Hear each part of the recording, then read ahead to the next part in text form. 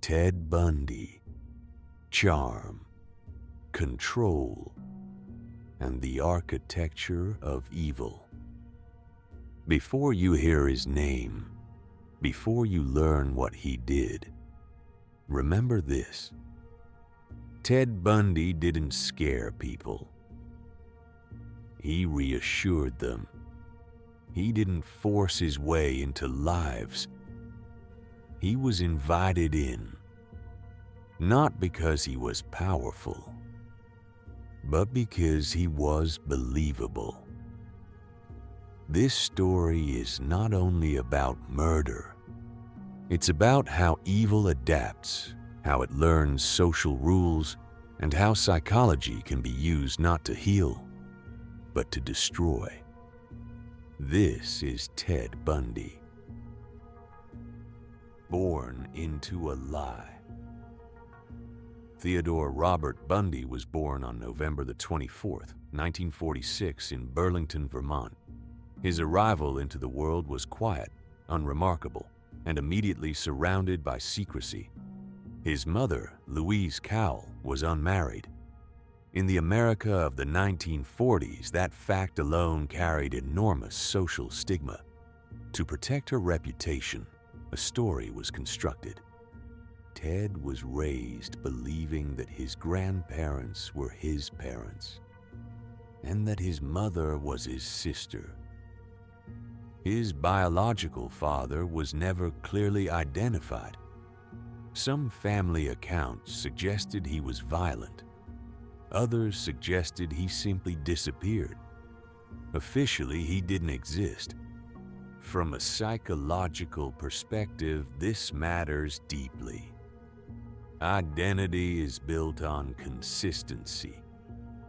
Ted Bundy's identity was built on fiction. When he eventually learned the truth that his entire origin story was a lie, something fractured permanently. Psychologists believe this moment planted 3 core traits that would define Bundy's personality: shame, resentment, and emotional detachment. If reality could lie to him, then he could lie back. The boy who watched. As a child, Bundy was not obviously violent.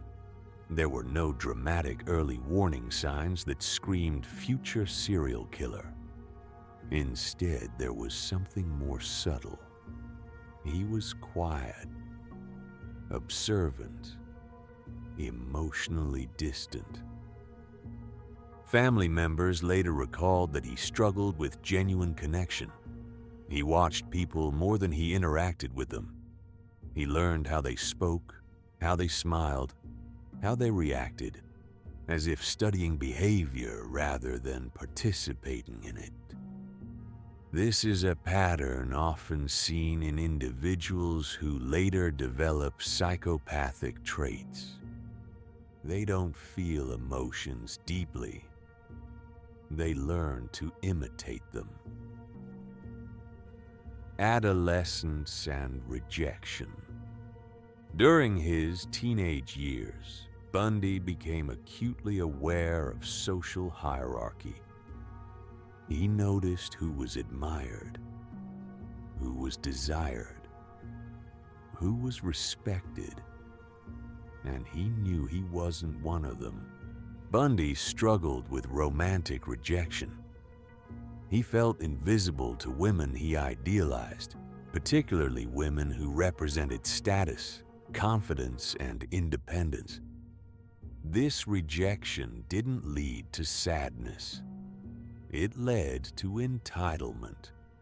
Psychologists often describe this shift as narcissistic injury, when rejection is experienced not as disappointment, but as humiliation that demands compensation. Bundy didn't want love. He wanted power.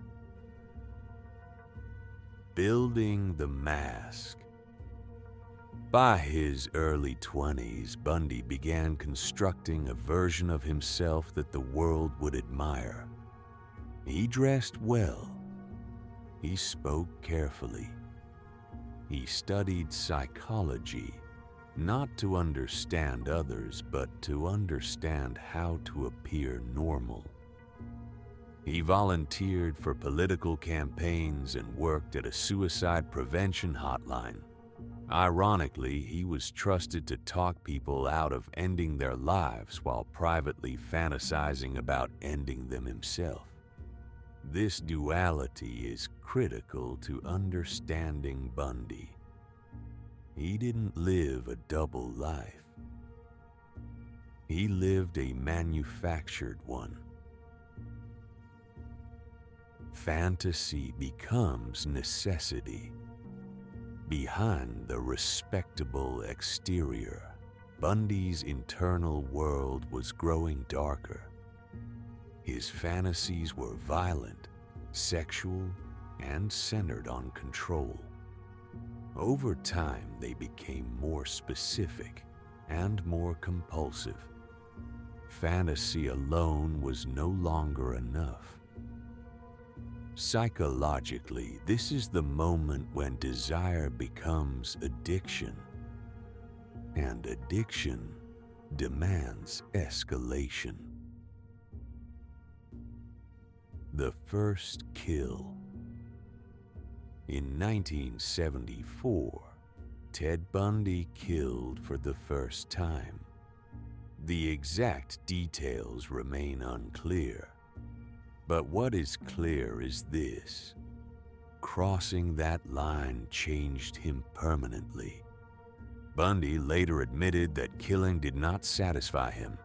It amplified his urges. Each murder reinforced the idea that he was powerful, superior, untouchable. This is how compulsion works. Relief is temporary. The hunger always returns. The method. Bundy developed a strategy that exploited human kindness. He pretended to be injured. A cast, a sling, a limp. He appeared harmless. This triggered empathy, especially in young women who had been socially conditioned to help. Once the victim lowered her guard, Bundy attacked. This method allowed him to kill repeatedly, not through force, but through manipulation. He wasn't overpowering his victims. He was outthinking them. Why no one believed it? Witnesses described a man named Ted. Police sketches looked like him. Tips poured in, but nothing happened. Why?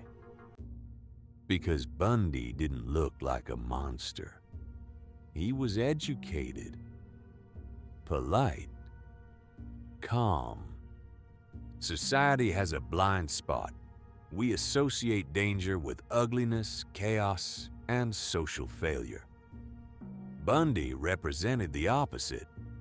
That cognitive bias protected him, and people died because of it. Survivors change everything. In 1975, Carol Durant survived an attack by Bundy. She fought. She escaped. She identified him. Her survival shattered the illusion. For the first time, Bundy was exposed not as a misunderstood man, but as a predator. He was arrested. But even then, he was far from finished. The escapes. Bundy escaped custody twice. These weren't acts of desperation. They were acts of narcissism.